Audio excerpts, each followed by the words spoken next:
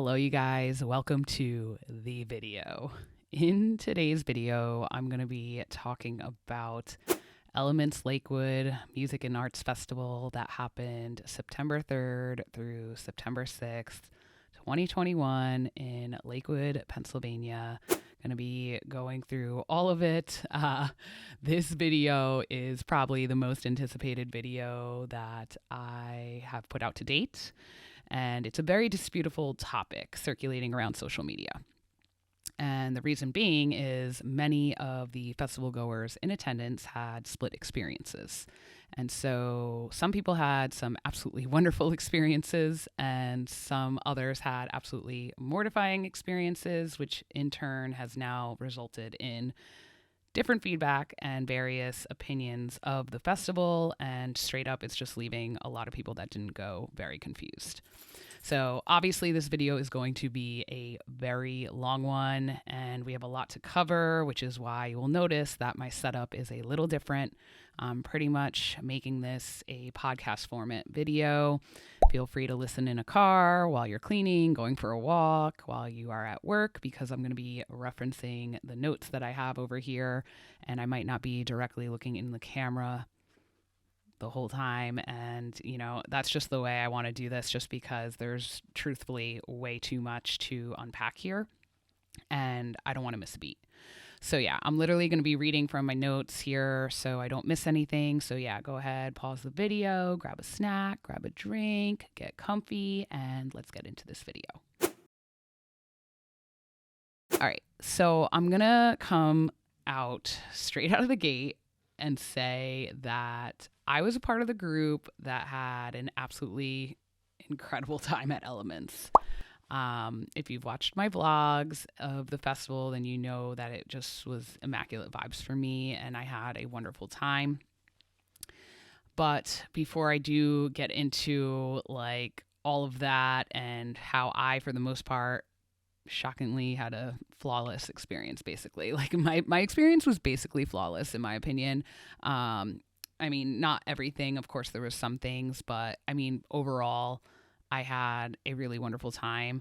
And before I get into that, I just want to address that there was still many things that I noticed that need improvement, especially from a safety and operational standpoint. And I also just want to acknowledge that there were the other half of the attendants that did deal with some truly unacceptable scenarios, which I will be addressing and discussing in this video as well. So my goal for the video is to talk about my experience. I don't want to sugarcoat anything, and the reason being is because of my background within the festival industry. I think it's extremely important, and it's important to me that the festival organizers learn from their mistakes in order to improve the experience for everyone, because at the end of the day, while myself and other half of attendees had a great time, there was still that other half that did not, and it's just not right. And everyone deserves to have the proper festival experience, not just a select few that benefited from timing. And I do truly believe that timing was everything for me with this experience, because it just aligned me with the right people. It made me have a good camping spot, and essentially I just received the fullest festival experience that I paid for. By the way, in case you're new here, guys, my name is Jess. I guess I should introduce myself to anyone that is popping in and that is new here. I do create videos around F words I'm passionate about, and that is why I'm called Living by the F Word. Now, of course, festivals are definitely a main focus here for me on my channel. And before I dive into the good, the bad, the ugly, and everything that took place at Elements in 2021, I just want anyone new here to understand my background and my experience within the festival space. I think it's really important that you understand where I'm coming from and my background of festivals. So I've been attending festivals since the early 2000s. I've been pretty much religiously attending festivals, especially camping music festivals, global dance parties, destination events, stuff like that, pretty much nonstop since 2011. You name a festival, the chances are I have been there, or I want to go, or I plan on going. So definitely fest head through and through. Absolutely love music festivals, love this community, all of that. My blog, it started as a place to share my basically festival and travel experiences, travel stories. I then turned it into fan perspective content, which included festival after movies and reviews. And in addition to the fan perspective write ups and reviews on my blog, I really have contributed to a lot of different pieces within the festival community, including books that help festival industry professionals make their festivals better. I've contributed to books to make festival goers' experiences better. I have spoken at X Live. X Live is a big festival conference in the United States that takes place in Las Vegas. And at X Live specifically, and I just like really want you guys to know this, I spoke on a panel of festival fans that talked to festival producers about how to make their event a full-blown success. Basically, we talked about the do's and the don'ts. We've talked about how to create longevity with their festival and basically make attendees want to come back for more, and how to have a really great festival for festival goers, but also themselves. So the reason why I really wanted you to know this before I get into this review is because when I got home from this event, I posted on my platforms, basically on Instagram, about what a great time I had at Elements and how I felt like I attended a completely different festival than those that were bashing it or complaining about it.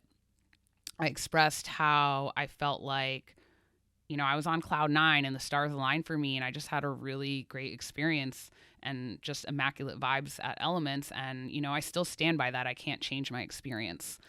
But I then got some feedback that people were disappointed that I would use my platform to talk about Elements that way and state that I had a good time, while others clearly dealt with like major logistical issues.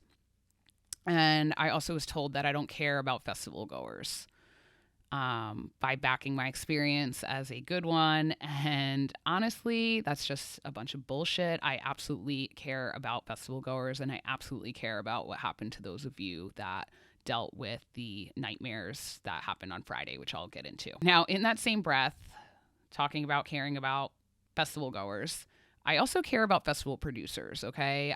These are people I've worked with. I've been working in this industry, volunteering, doing a lot of stuff, artist relations. Been covering media truthfully on my personal blog for years, pretty much since 2014. And I've dealt with a lot of festival setbacks and some crazy things that happen logistically from like a logistical operational standpoint while volunteering at festivals. And some festivals are super organized where you get answers immediately. And then there's others where you literally are like left clueless and you literally don't know fucking anything and you have no idea what's going on. So I'm not like condoning that what happened with like some of the volunteers not knowing stuff, or like I'm not saying like any of this was acceptable, but I'm just trying to come from a place of understanding from like both sides of the coin here, where like I understand how hard it is to put on an event as well. And I'm going to kind of get into the volunteer stuff a little later as well. But I basically have always, in my work, in my write-ups, I've always wanted to bridge the gap between festival producers and festival attendees so that we all of us can have like a collectively good experience and have the best festival experience ever. And so this is the first time I'm doing this type of work in video format. And of course I'm freaking out because there's like just so much shitty shit that happened to a lot of attendees, but a lot of the things, like I said, I didn't experience personally. So I feel very torn. And of course I feel like a lot of people are going to be commenting on this video, and it's just like a really hot topic in the festival space right now. And being that it's the first time I am like talking about it, like I just feel like I feel obviously bad for everyone, but I also had such a great time and I can't hide that and I can't change that. And I just feel like everything worked out for me in all the right ways. And that was my experience. So yeah, it's very difficult for me to sit down and talk about this, which is why I am doing it this way with a literal write-up because I was like, I can't just sit down and talk to the camera. I'll be like all over the place, you know? So basically, I just wanted to get that out of the way, and I just wanted to get that out there. Just in case you don't know who I am or my background, I just wanted to kind of tell you that I have written the truth about events, and I have definitely written about things that have seriously jeopardized festival attendees' safety, and I've literally had zero filter in my write-ups. And so it's actually like interesting because similar write-ups I've done were almost identical scenarios to what happened at Elements to some of you. So I definitely understand what you went through, and I know it was dangerous and just straight up unacceptable. But yeah, I'm just not sure at what point you're going to come across this video or at what point people have started following me here. And so I just think that it's important that you know the type of work that I've done for festival goers, but also for festival producers in the past. So I just wanted to speak my piece on that. I care about both parties. I just want everyone to have a good time. All right, that being said, I will be speaking my truth as a festival attendee that had a great experience at Elements Festival. I'm going to come from a place of compassion and understand that not everyone had this experience. So I am going to, have representation of that in this video in hopes that Elements can come back stronger next year with improvements from my feedback. I'm going to break down the entire festival experience from getting in and parking, checking in and shuttles, venues and lodging, stages and production, music and my top sets, art, extracurricular activities and sound camps, attendee vibes, the staff and volunteer situation. I'm also going to kind of touch upon why I think this festival, it felt very heavily Burning Man influenced for me, in my opinion, which is why I think I also understand a lot of things that like happened and was kind of like more lax about things that happened. And of course, I'm going to talk about the safety, logistics, and all the areas of improvement that are needed. I think it's like really unacceptable what happened to the majority of the people entering the festival, especially on Friday afternoon or Friday evening. And for anyone that doesn't know what happened, basically the wait lines were anywhere from 8 to 15 hours. People were walking for miles through muddy lots just in order to wait in mud. There were so many people that stopped scanning their crowd passes and like their entry tickets in general. And so the crowd pass was essentially a service that they were using to ensure that everyone was either A, vaccinated, or B, tested negative for COVID within 72 hours of arrival. So this to me was very irresponsible because that was the selling point of this festival and really any festival right now because we're still living in a pandemic. So, I mean, that to me was like shocking when I found that out. But yeah, there was just things like the lines were so long for these people on Friday entering that there weren't enough bathrooms, and the crowds in that line were starting to go to the bathroom on the property. And apparently people got threatened with shotguns from the property owners, which is scary as fuck. And there just simply was not enough shuttles. There was not enough shuttles. And also this was majorly affected because the event got oversold.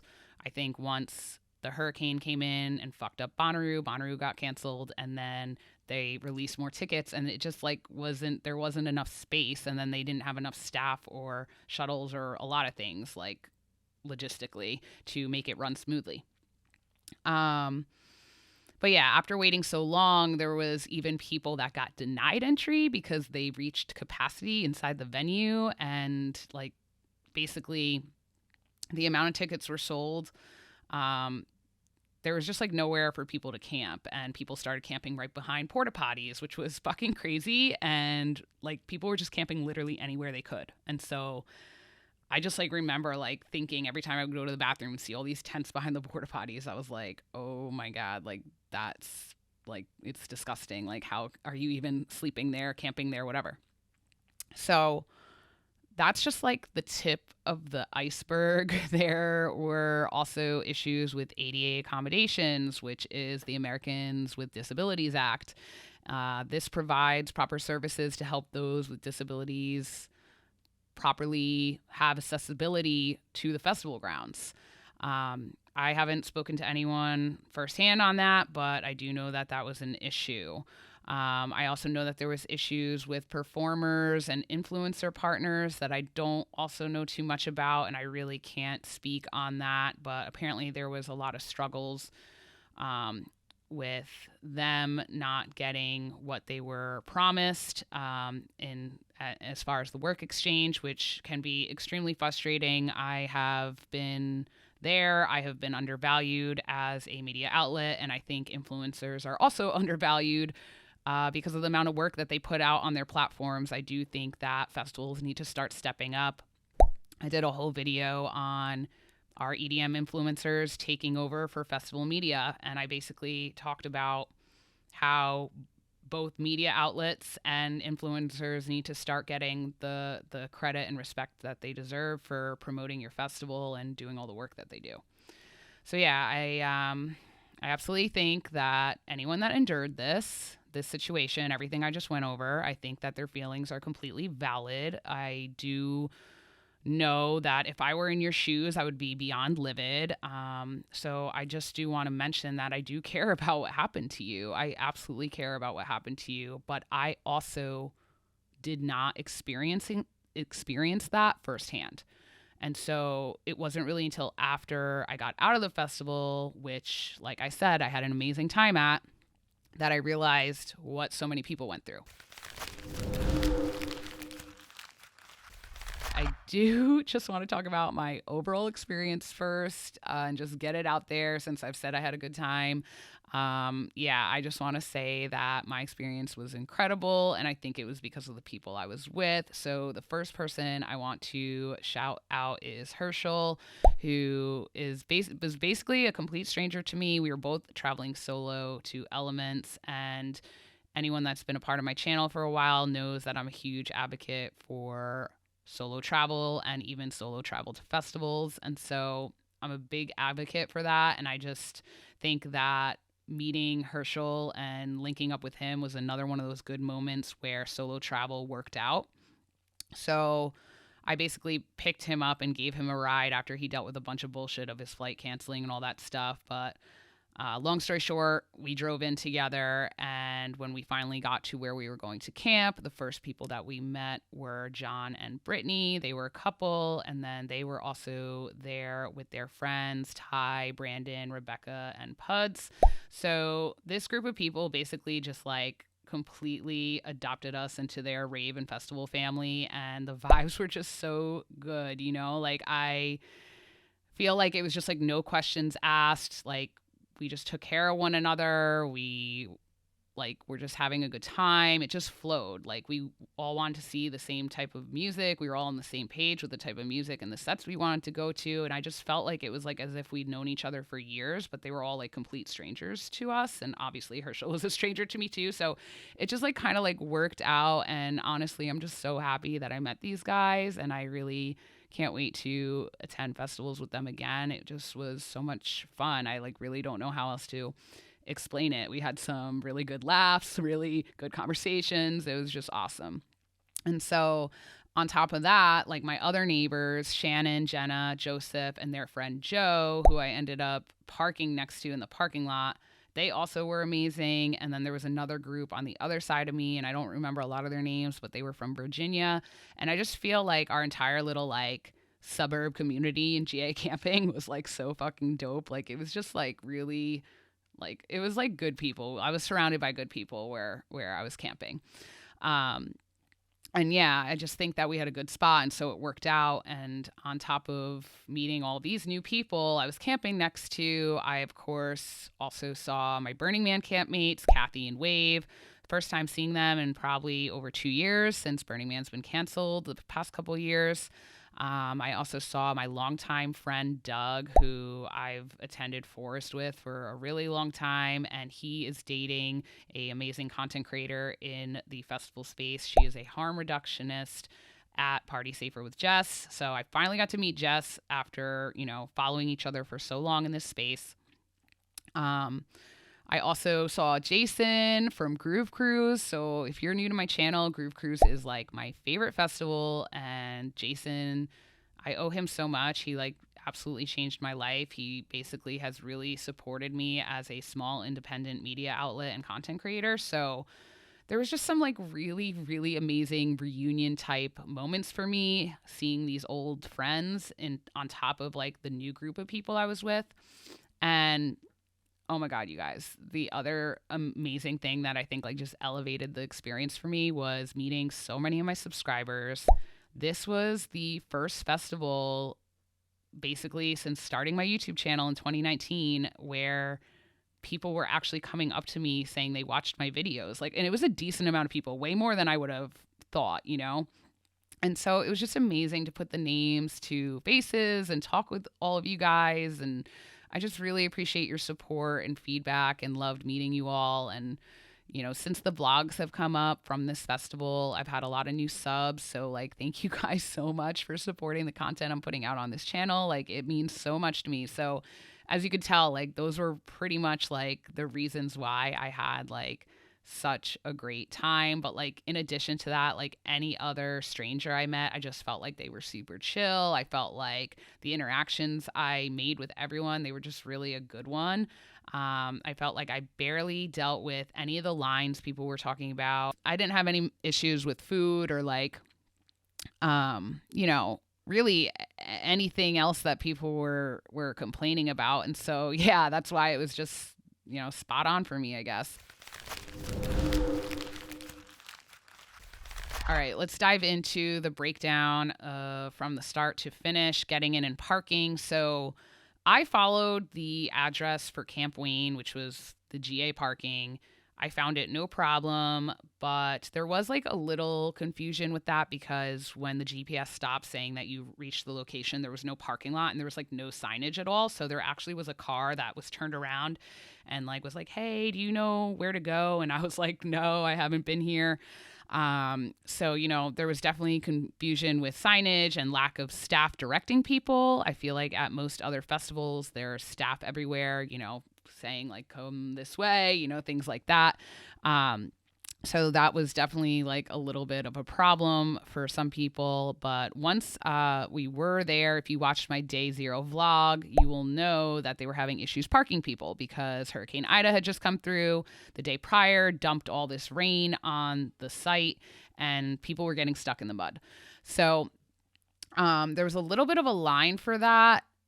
But I was completely unfazed by waiting in this line. And I think that I was just overall happy that I was on site early. I found the parking lot before it got dark.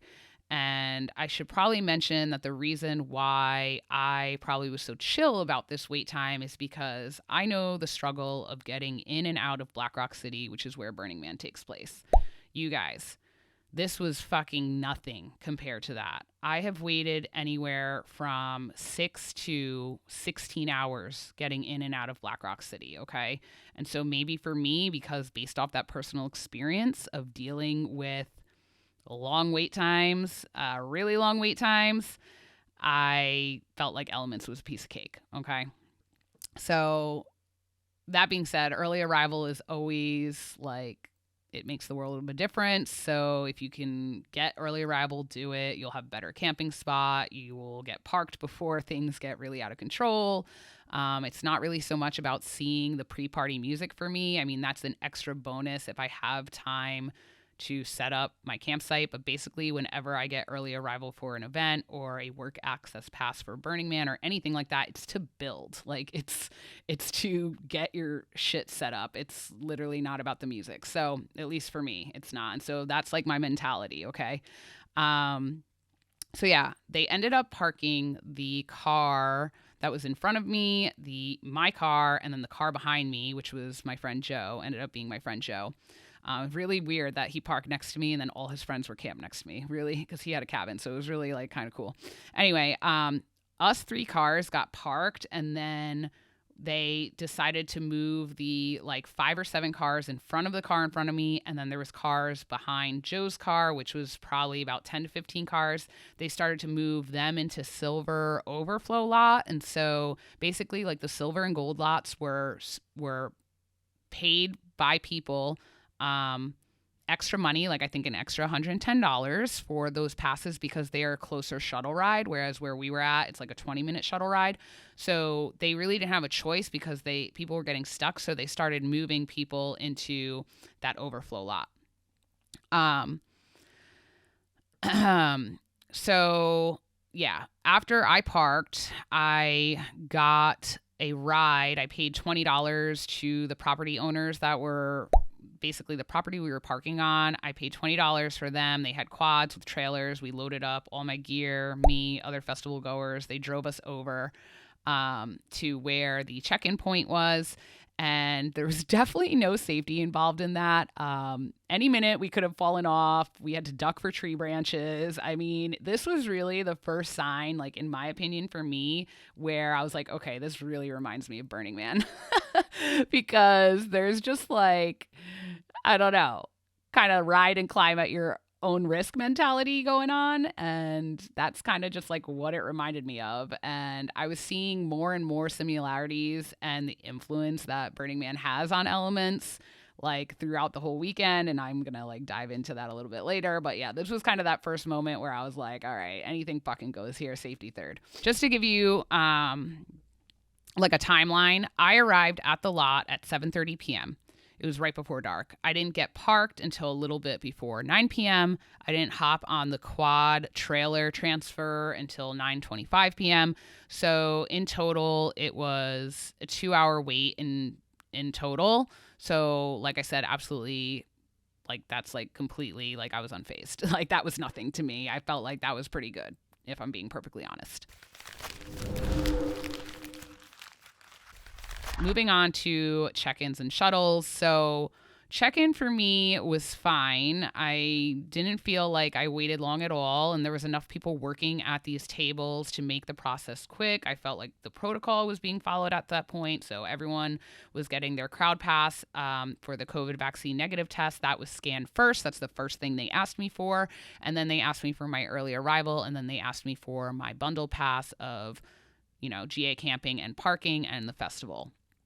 After that, there was 2 checkpoints searching gear, which really didn't get searched that much for obvious reasons. Everyone had all their shit loaded onto wagons and bungee corded everywhere because this is a walk-in camping festival. So, I mean, yeah, my luggage was opened where all my clothes were, and my cooler was opened, and all that was searched. But like my wagon that I had like a bunch of stuff, I told her, I was like, listen, I'll undo it for you and you could look. Like I'd rather people get searched in case someone's trying to bring something dangerous into, the event or whatever. But she was like, I'm not fucking with that. And like, I really don't blame her. Like, it's like, that's what happens with walk-in festivals. It's kind of like very hard to check everything. But yeah, the positive point of the checkpoint that I wanted to mention was that was the only checkpoint. So basically for most camping festivals, you get checked heading into the parking lot.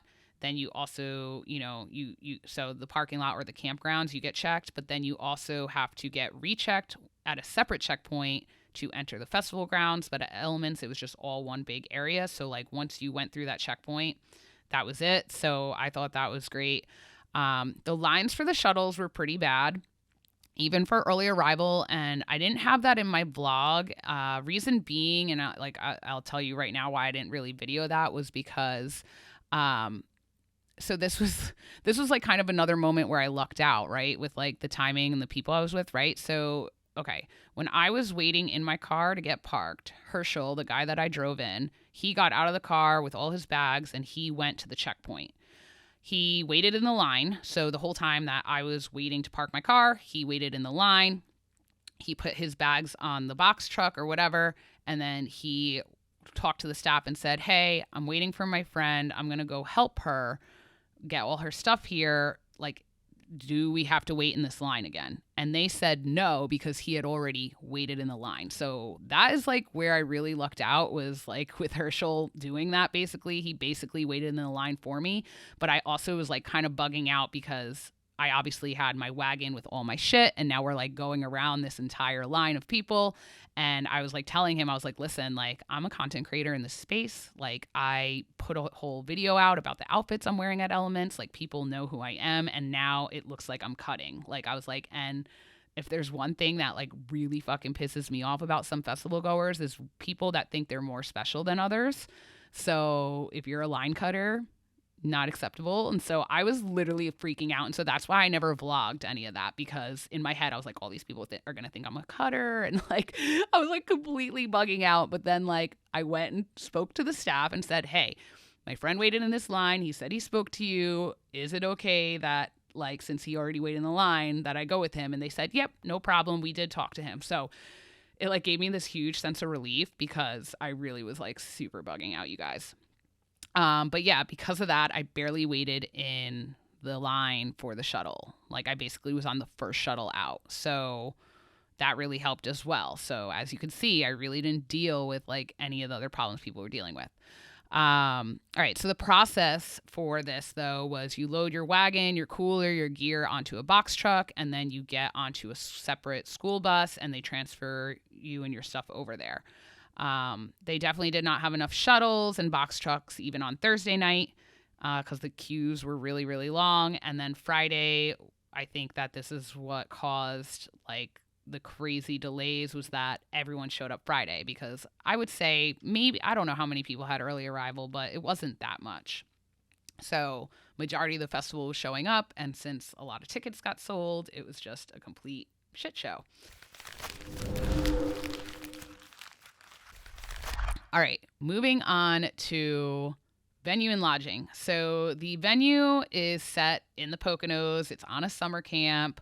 There's a trampoline park. There's a roller rink. There's all these wooded areas with fire pits. So I was a big fan of this. I love outdoors. I love camping festivals. I personally love the venue, but I do think that they've outgrown it. I think that they're going to have to move on from it, or I think that they're going to have to stick to being a smaller festival with, you know, a capped 6 to 8K. I think that there was way more people there than that. I definitely think there was more people there than that. I don't know how many people, like everyone's throwing out all these numbers like 13K, 20K. I don't think it was 20K. I definitely don't, but I don't think that, I think it was over 10K, but I don't think it was I think it's probably around 10K. But yeah, they're going to have to keep it smaller if they want to stay there. The campgrounds and the festival grounds, they were all in one spot. So like I said, like this was like a really cool thing about it that I loved, because you could bring your own drinks to the stages. You never really had to get rechecked for anything. It was like once you were there, you could go back to your campsite, then go back to the stages. Like there was all this back and forth because there was no other separate checkpoint. So I really loved that about the venue. There also was cabins and apartments available.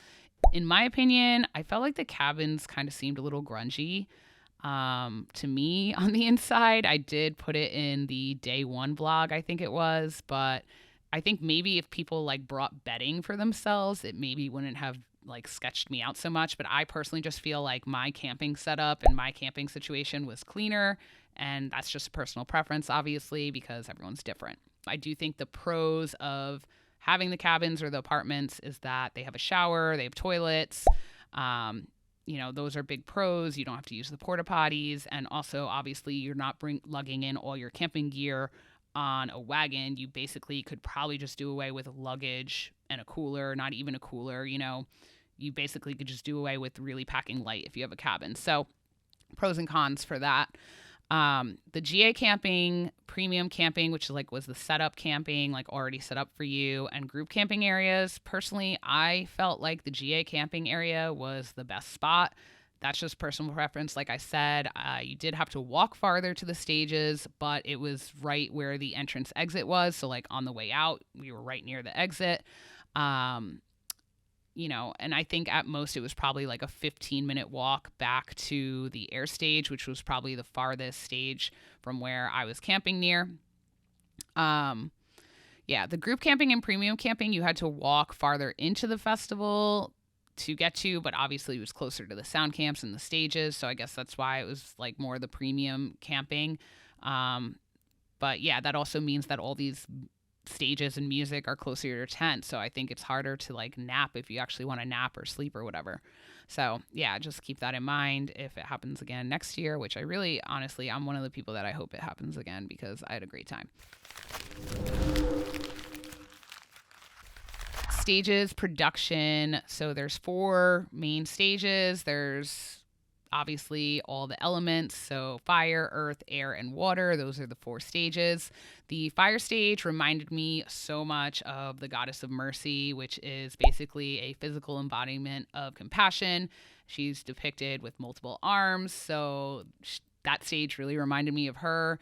I love that the fire shot out of the stage. I love that there was an art car in the back that also shot out fire.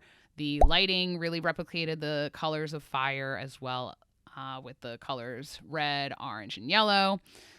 This was probably one of my top stages. It had a lot of house and tech house acts, so I was there. I would say I was there and the air stage the most. The earth stage, this stage was set fully in the wooded area of the venue. There was large inflatable hanging art, which was really cool in my opinion. I thought it was awesome. The stage itself was kind of like a cube LED stacked stage. Half the time I couldn't even see the DJ. Like that's how many like panels there were. Like it was like a cubed setup with LED panels. It was super sick. There was inflatable mushrooms and all these decorations all over the ground. There was a lot of hammocks, obviously, tied up in the trees with people chilling in them. There was a lot of wooden visionary art structures, and there also was a art car set in the back. So almost every stage had an art car in the back to stand on or some type of platform to stand on, which I thought was really cool. And this particular stage hosted a lot of the bass music, a lot of drum and bass and dubstep, rhythm, stuff like that. All right, the air stage, probably another one of my favorite stages, probably was my favorite stage. The structure of the air stage really reminded me of the 2016 temple at Burning Man, and they like had projected visuals on it. So it was like a wooden kind of like building, it looked like, and like kind of like with like Asian influence, if that makes sense. And it was like a really like smaller, more intimate stage. So I think that's why I liked it. There was like trees in the background and the lake was in the background, and it kind of just like reminded me a cross between like the forest stage at Electric Forest, if you've ever been there. And it also kind of reminded me of Desert Hearts Festival because they only have like one stage, one vibe, and it kind of is like very small and intimate. So like that's what it reminded me of. There was a treehouse structure and art cars to climb at that stage too. And then in the back, they also had like a tea lounge and fire pits. And there also was a bed back there that you could kick it on. So that was like a nice way to sit down. I wish they had more beds everywhere. Like I literally wish they had more beds at all the stages because the grounds were so muddy. You could never sit down like how you could sit down at other festivals, like just like sit where you're at in the back. It was like impossible because everything was so muddy. And so like my legs were definitely hurting. And like I was just like, yo, I just need a couch right now. And the air stage was like really one of the only places that had that. Yeah, so this was another stage that kind of hosted like house, deep house, tech house artists. So another reason why I like it. A lot of people know that I'm a big house head. And there was also at Lubeski's set fireworks that went off, and like that was just like an awesome moment. So really loved that stage. The water stage, this was set on the lake with a lot of trees. It was basically like a sandy lake bed, so it was definitely the easiest of the stages to get around because there was no mud. And pretty much it was a daytime venue with a lot of the sets ending at 6 p.m. So there were a lot of great sets that I saw basically all day Sunday. I was there because it was just stacked lineup with like LPGOB, Golf Clap, Claude Von Stroke, The Sponges. Like it was just one after other. So spent a lot of time there, mostly on Sunday. But all the stages I really liked. Like the water stage kind of reminded me of like stained glass panels, and it was pretty simple. There's also like a pirate ship next to it that people were like kind of sailing around on. And next to that was like the unicorn lounge where you could get your hair braided and things like that. Production wise, there was fire spinners at almost every stage. There were stilt walkers, there were climbable structures, So I really thought it was super dope. I like loved all of it. Production wise, thought they did a really great job. Okay, so moving on to music. 10 out of 10. I mean, I feel like there was not one set that I walked away where I felt disappointed at all. Like when you like go and you like anticipating seeing someone and then you're like, that kind of was not what I thought. I just feel like the music was so fucking on point. I feel like it was an absolutely incredible lineup. I feel like all the DJs really brought it because, like, a lot of people know this was a lot of people's first festival back. I just think that it was absolutely incredible. The top sets for me were the Golden Pony. So this might be a little controversial to some people because the Golden Pony, he is one of the co-founders of Elements, and his set was at 8 p.m. on Friday night when many people were outside dealing with a complete clusterfuck problem of getting inside. And a lot of people feel like he should have given up that time slot and changed his set time to a different time to help alleviate the issues that were happening outside, and he didn't. So I could see why a lot of people are pissed off about that. But personally for me, I saw his set, fucking loved it. It was so good. Also, Walker and Royce, dude, they were so fucking filthy. Like, I just remember there was this one track. I don't even know what it was. I just remember looking at my friend Ty and was like, that was so fucking filthy. Like, what was that? Like, it was just like, it reminded me so much of like Gene Barris's Groove Cruise 2020 set. It was just like banger after banger, like just so fucking good. They were amazing. LPGOB, first time seeing her. I've been wanting to see her. People are always speaking so highly of her. And so she was great. And I also saw a special set by her. She filled in for Jay War. So I actually got to see her twice, which was really unexpected. Golf Clap, amazing. I loved his set. He's definitely in my top 3. I would say that it was Walker and Royce, Golf Clap, and the Desert Hearts B2B. They were probably my top 3 sets. Also, I loved the Lubelski set. We were there for basically the entire Lubelski set, and I've never seen him before. And it was just really good from start to finish because he started when it was sunlight out and then went to nighttime and all the fireworks went off and there was people blowing bubbles and shit. You could watch it in my vlog. It was awesome. And then, of course, the Desert Hearts B2B closed out. Everyone knows Desert Hearts crew, represent, baby. I fucking love Desert Hearts. I've volunteered at their festival and I just love these guys. They are so down to earth, really chill. Really good guys, like really care about their fan and their fans and their community. It's like more than just them. It's like their record label, their community, and like they just have like immaculate vibes. So they shut it down on Sunday, and I would say that was like another memorable moment, seeing, Marbs, Mikey Lyon, Lee Reynolds, Porky, and then also Lubelski, and I think it was someone else also joined them. So it was like just 6 of them going B2B, like switching back and forth. Really, really, really good energy. Okay, so moving on to art, there was visionary art, there was interactive art, there was climbable art structures and art cars at every single stage. There was burnable art. There was like this water buffalo that they ended up burning. They burned this boat during Lubelski's set. There was like just so many things. There was like over 21 different art installations. Like I said, I feel like this event, because like one of the co-founders is a longtime burner, it's heavily influenced by Burning Man. I just think that they did such a great job having things for people to look at, which is just so important at festivals. On top of the art to look at, there was so many extracurricular activities. So for extracurriculars and the sound camps, there was 7 different sound camps. Lots of these sound camps are Burning Man camps.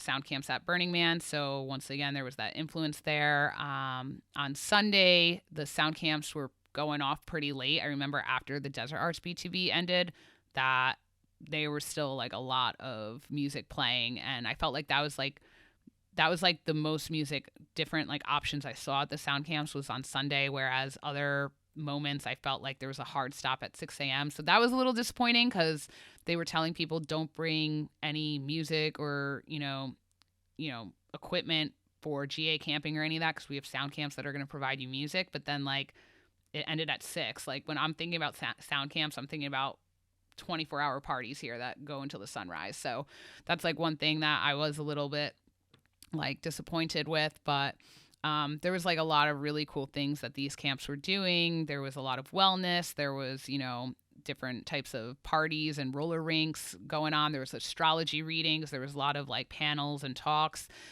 Also, Camp Foam Home was there, which I was like so shocked to see. So anyone that goes to Burning Man knows it's basically called the human car wash. It's called, in past years, it's been called transfoamation.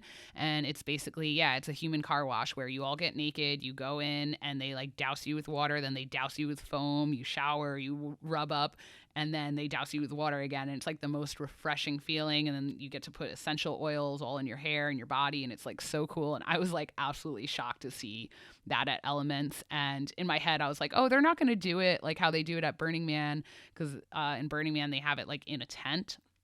And so you're like not publicly out naked if you don't want to be, like only in that tent you are, obviously.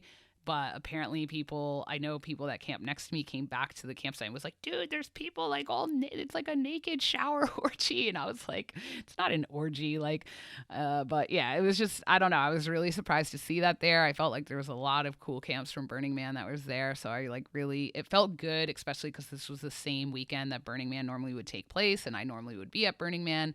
And, you know, I obviously could have went to the Red Engage burn, but I didn't. I felt like Elements was like the place I needed to be in my heart. And yeah, I'm glad I went. All right. Attendee Vibes.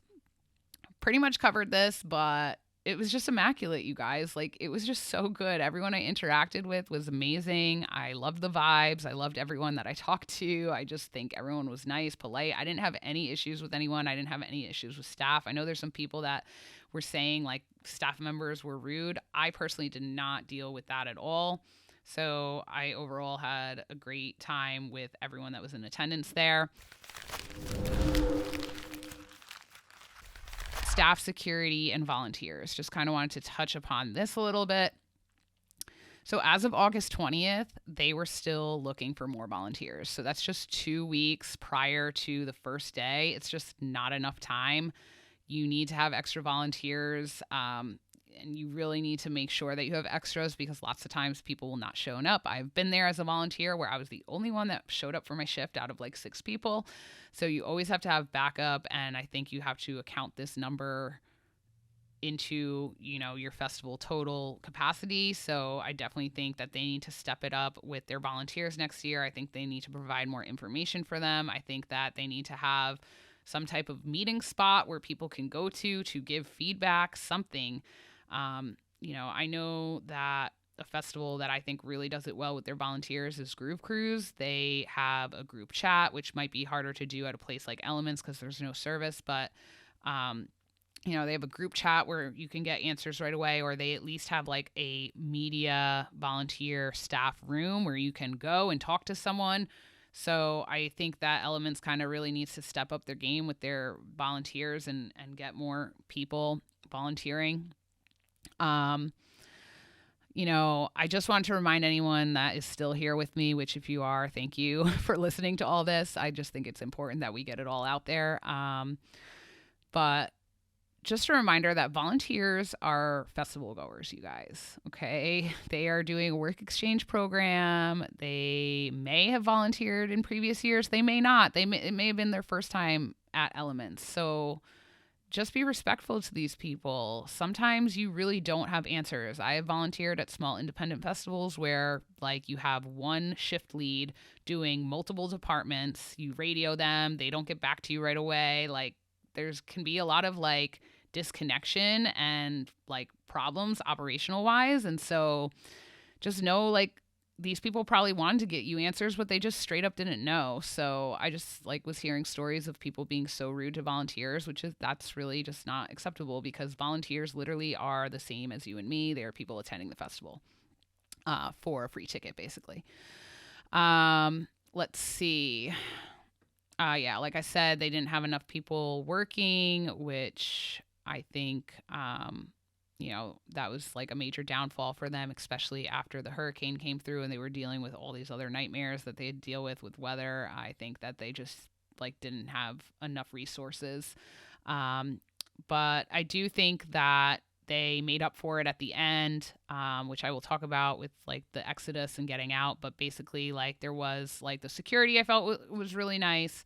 All the staff I dealt with, I thought was nice. The greeters that were greeting the campers as they enter the campgrounds, like I just thought, yeah, everyone was pretty good there. Okay, so moving on to food, there was a lot of feedback regarding extremely long wait lines and food running out by Saturday. And I mean, you could watch my day 3 vlog and see that on Sunday I got food, and also at a separate occasion my friends got food. I will say that my friends Brittany and Rebecca, they waited a long time in the line. I would say when they went, we basically, the other half of us went back to our camp and was like getting drinks together and all this other stuff. And then we went to meet them at the food court, and they had just gotten out of the line. So yeah, like I feel like there was long wait times during certain high time or like prime time eating times. But for me personally, anytime I was there, I got everything I needed. I got a smoothie, I got a burger and fries, and like I never really waited more than like 10 minutes, which I think is pretty standard. So like I said, once again, I didn't deal with any of that. The food, we did deal with some like soggy fries and things not being like cooked all the way through, I feel like, just because they were like feeling rushed because the queues were getting so long because there were so many people there. So, I think that was like kind of like one of the only problems. But for the most part, I feel like it was standard festival food. We did get some really good pizza one night, mozzarella sticks, and like, I don't know, I felt like it was pretty legit. So no complaints there, really. I just guess I didn't deal with other things that people dealt with, like waiting in line for them to just say, oh, we're sold out. But I think something you need to remember is they're not going to say, hey, we're sold out of this. They're going to want you to stay in line, because you have to remember these vendors are there to make money. That's business for them. So they're going to hope that you stay in line, and even though you don't have this item, you'll get a different item from them, if that makes sense. So sorry if they ran out of your chicken fingers, but it is what it is. Like, definitely happens a lot at festivals. All right, so getting out of the festival, honestly, was very impressed. They hired more shuttles. They hired more box trucks to help get the crowd out. They had security watching the line, although I still did see that some people were cutting, which really pissed me off. Like, there was like people like, well, I don't have the energy to tell them not to cut. And I'm like, I do, but I didn't. But I really wanted to. Like, I can't stand that shit. But anyway, they did have security watching the line and keeping everyone to the side of the road so that like cars can still get in and out of the road. They were handing out free water bottles to everyone multiple times. It wasn't just like a one-time thing. Like, they had people going up and down the line seeing if you needed free water, which I thought was really nice. Overall, I was in line to get out for almost 2 hours, and then I got to my car and I was on the road within 3 hours. So I was so impressed, you guys. I mean, you saw it in the vlog. I was so happy. I just was like, man, I thought it was going to take at least minimum 5 to 8 hours, at least minimum, with the amount of people there, but it didn't. And so I thought, they stepped it up. I wish they stepped it up in the beginning when they knew that they sold more tickets. I wish they stepped it up for all those people that had to wait in that hell of a line on Friday and deal with all that bullshit. But they didn't. So they fixed it on the rebound, which is good. Now, I'm going to get into the safety, logistics, all the areas that need improvement, which honestly is a lot. Which is why I'm sure a lot of people are surprised, like, oh, you're speaking so highly of this festival, yet there was all these problems. That's why there's some confusion there. But this is just my feedback. I really hope it gets to the Elements team in some way, shape, or form. I hope they take the time to listen to this feedback. All right, so first things is you need more signage for the venue. I think that there was not enough signage as far as for the cars driving in. There was no signage that, hey, this, there was signs that said like GA parking, but like it was only at once you actually reached there. Like there was none on the trees, or there wasn't at least a person directing people like, yeah, straight ahead, another 5 minutes. There was like no one. So I just think you need a little bit more direction. I also think it might be easier if you set up the checkpoint for checking people's gear in the cars. So, for instance, Mysteryland, that was another walk-in camping festival that I've done. They basically checked the cars and checked people's stuff while they were still in the cars, and then the people could park, and then you could just unload your wagon and go. So it wasn't like all about like loading up your wagon and then getting to a checkpoint where people felt like they couldn't take all your stuff apart. So I think you might be able to actually check more people if you set it up that way. I definitely think you guys need staff or direction for campers. So even at a walk-in fest, you should have had people in those areas that people were going to. You should have had them like stay within the limit that they were supposed to, because the following morning, after we had already set up our stuff, security came around and told us like, hey, this easy up canopy has to be over your tent. We have way too many people coming in. And like after everyone had set up their entire campsite, which like then to move everything is like really like inconvenient. So I also think that you should have, if you don't have people standing there, then you should at least paint markers like, okay, this is the section that you have to stay in or something like that. On top of that, which this was like a huge thing for me that I was like absolutely mind blown about, you guys need fire lanes. You absolutely need fire lanes. Oh my God. There was no way medical or anyone could get to anyone if you were camped like all the way in the back where we were, like, because everyone's tents were just everywhere. There was literally like no, like there was the main roads, but I think you need to allot space on the actual grass and on the actual campgrounds for a golf cart or something to be able to get through, because like even our wagons couldn't get through at a certain point. So if like you wanted to like take the wagon out, there was no way that was even happening. So I think you need to add fire lanes to the camping areas. Think you need to add staffing to the camping areas to direct people. Yeah, that I think was like something huge. Going into medical, since I just said medical couldn't get there, let's just go right into medical. I really don't remember seeing medical anywhere. Looking back at the festival map, there was one medical on site. I don't ever remember seeing it. It must have been like down a road that I never went down. I think that's like kind of just, it's shocking, honestly. It's unacceptable. I feel like you need to have medical like readily available and seen so that if people need help, they can get the help they need. I was just really shocked by that. I know one of the co-founders is a burner. I've actually met him covering a festival in SXM.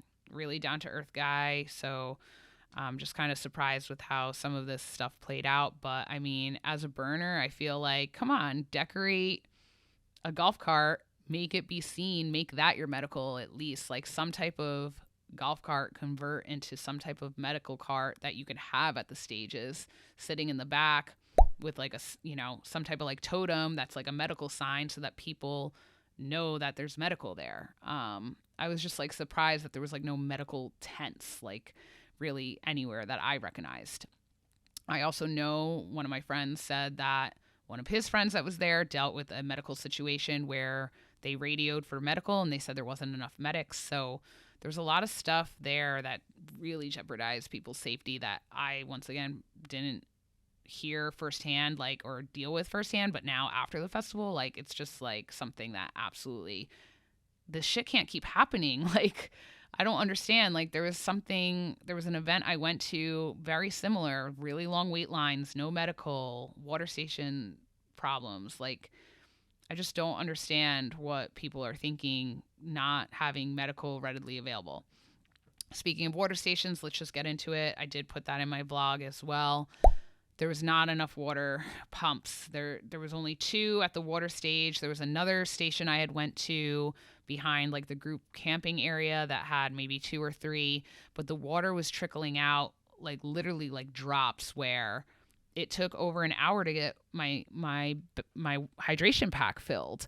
And so lots of people were also resorting to just buying water at stages. And this one night, me and my friend went to go get beers for ourselves. We went to get water for our friends, and they only had seltzer water. We had to get seltzer water for our friend because there was no water at the fire stage, at the main stage. It was like not that late at night. It's not like it was like, oh, okay, the music's shutting down like in half hour. It was like prime time. So I just think like issues like that are just not, there's no excuse for that. You need to have water, and I think that maybe you should look into working with some sponsors that can have a station where there's 10 pumps to pump, like Camelback or something like that, to pump water into these people's bags and water bottles, so that it could keep the lines moving. Just lines in general are just, it's just not good. It doesn't mean that it means that you are underprepared if you have lines anywhere for water, for food, for whatever. That's just what the bottom line is. All right. Another issue was lifeguards. So you could go swimming in the lake, but then apparently there was only 2 lifeguards for all this amount of people. So that's something that needs to get worked on. People then were told to get out of the water because they couldn't swim. So that was just another problem. COVID protocols, I already kind of talked about this, but this festival, like, I actually, I never wore a mask the whole time. I still felt fine. I know that the people I was with either had a negative test or were vaccinated. I'm vaccinated. I feel like the people I was with had negative tests, so I always felt fine. But then once more and more people came, I was just kind of like, man, it'll be like mind-blowing if no one gets COVID here, especially because they weren't scanning what they said they were going to scan. So I just think, like, that was a big fuck up. I obviously wasn't there. I wasn't working it, so I don't really know why they decided to just stop scanning people. I think that the crowds just got overwhelming, and they, like, the staff really just literally didn't even know what to do anymore. There was no direction. Attendance. So I think this was a problem. I think once Bonnaroo got canceled, apparently they opened up more tickets for people. So I think that was a huge problem. I think that there was way more people there than they stated would be there. I think that's why they had tents overflowing in areas of places that, people shouldn't have been camping at and things like that. All right, stage management. I think that now, they probably were out there, I would say, like a month or 2 building prior, I would have to say, with like a lot of the large scale art that they had there and everything they had out there. They definitely were. It's not like they just showed up the week before and then they knew this hurricane was coming and they could order more stuff. But I think being out there when the hurricane actually happened, I think they should have done a better job to manage, like, the stages a little bit. So, like, I think they should have gotten some wood chips or something. I also think, like, some of the stage areas, there were some parts of, like, the woods and the stage areas that were really underlit, so it just wasn't safe. Like the bathroom area, for instance, by the air stage was really dark, and then there was, like, parts from the air stage to the earth stage and earth stage to the fire stage, like in the woods, that were not lit at all. And so I just think that, like, created unsafe, places and situations for people. I actually fell at the air stage on the last night. Thank God it was the last night.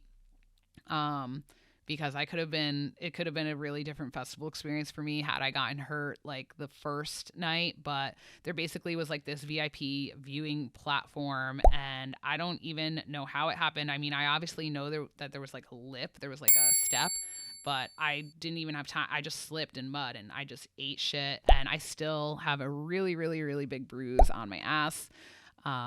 And once again, there was no medical. I probably should have iced my ass cheek. I'm not even kidding. I should have iced my ass cheek, like, right then and there, but there was no medical to be found. So I just kind of sucked it up. I can't even believe I didn't cry. But, I think that they could have probably done a little bit of a better job of managing the areas that got really torn up from the storm.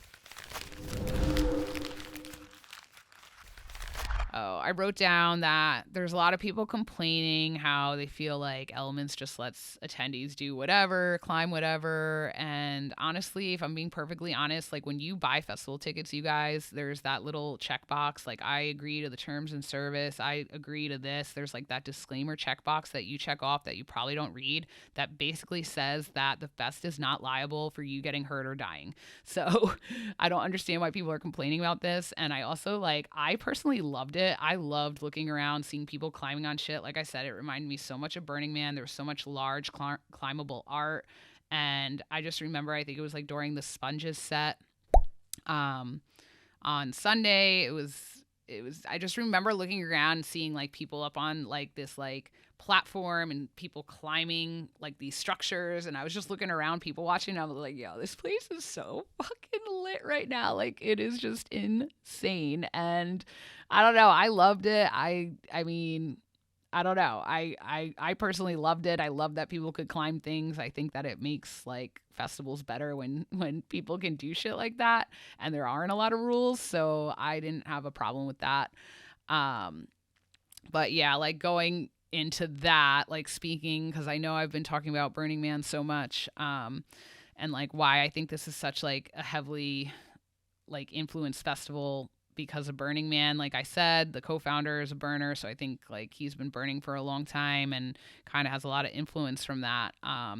But there's a lot of people like online that are going around saying, you know, if you couldn't handle elements, don't go to Burning Man. And they're saying like a lot of like hurtful shit. And I just don't think that's right to say, because if you're truly a burner, then you know that number one, Burning Man is not a festival. Okay. I talk about this all the time on my channel.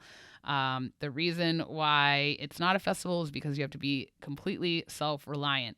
Okay. You have to pack in your own water, your own food, all that stuff. Whereas when you go to a festival such as Elements, they should be providing water, they should be providing food, they should be providing all these services that a lot of people didn't get. So there's a big difference with that. But also, like, if you're a burner, you practice the 10 principles outside of Burning Man. And one of those is radical inclusion, which means everyone is welcome. So I just think that there's some people that are kind of being nasty to these people that didn't have a good time. But like on the flip side of that, like I do in a way understand where they're coming from, because like I said, I felt like that wait time and those lines were literally nothing compared to what you deal with going to Burning Man. I definitely need to start my Burning Man series back up on this channel to kind of educate people, so that they could learn what type of experience that really is. But I think that being that I've burned so many times, like I said, like I just had like this background of these issues that people dealt with. I've dealt with that before. And so like I was really unfazed, if that makes sense. But yeah, I just love that they had climbable art, interactive art, visionary art, the sound camps. There was just a lot of things that really reminded me of that event. And so I think that's another reason why I loved Elements so much. All right, I know this is so long. If you're still with me, thank you so much. I just like, I had to get it all out. Like, I don't even care how long this video is. Like I said, like listen to it like podcast format. But some personal takeaways, since this was my first festival back. One of my biggest fuck ups was I left my headlamp on day 3 back at my tent because I was out all day. And when I did actually stop back at my camp for more drinks, I forgot to get my headlamp. And that was like the worst thing that I did, because then my phone died and I literally had no light for the porta potties at night, and it was literally like my worst nightmare. But you know, I made it through. Another big takeaway was learning about putting essential oils on your hand fan. You guys, this was so fucking amazing. My friend Ty taught me this, and like I've never even heard of this. I don't even know how I never heard of this. It was the best thing ever. I'm gonna be doing it at every festival. Just like it made it so much better when you were fanning yourself and you just smelt like this amazing scent. It was so good. The other big takeaway and pretty much my closing remarks are that timing is everything. Like I said, I think I was just in alignment. I think I met the right people. I think that I didn't deal with a lot of the bullshit that other people dealt with. And so I just had a really good time. And like, I can't not say that, you know what I mean? It's the truth. It's how I feel. I had a great time, and I'm sorry for those of you that did not. But I really hope that Elements can learn from a lot of the things that I talked about in this video. I hope that some of you can now have a better viewpoint and understanding of, you know, putting yourself in other people's shoes. And yeah, I mean, I personally hope that they don't go under. I hope that they come back and learn from their mistakes. And I do think that they need to make it right for the people that waited in these lines or didn't get to come in. I think that they should be refunding, you know, to a certain extent, especially for the parking at least, because they had to put people that weren't supposed to park in those silver and gold lots there. I think that they should offer, if they can, I don't know if it's possible budget wise, but I really think that they should offer um, people a free pass to come back. I feel like over half the people won't. I feel like over half the people that dealt with all that bullshit will not come back. But I think you should at least offer them a free pass to redeem yourself, because I personally think that it was such a great festival, and maybe they could have their proper experience. Um, I guess that's really it. I should wrap this up. I'm sure I still forgot things, even though this video is probably an hour long. Thank you guys so much for listening. Thank you for watching if you watched. Thank you for tuning in. I really appreciate you guys being here. This was really hard for me to even get on camera and talk about, because I've done this type of feedback before, but in a write up, and it's a lot easier to be behind a keyboard than put yourself out there and like talk about these things, especially when you had a great time and others didn't. So, thanks so much. Please like, share, subscribe. You know the deal. I will see you in my next video, and that's pretty much it. Peace.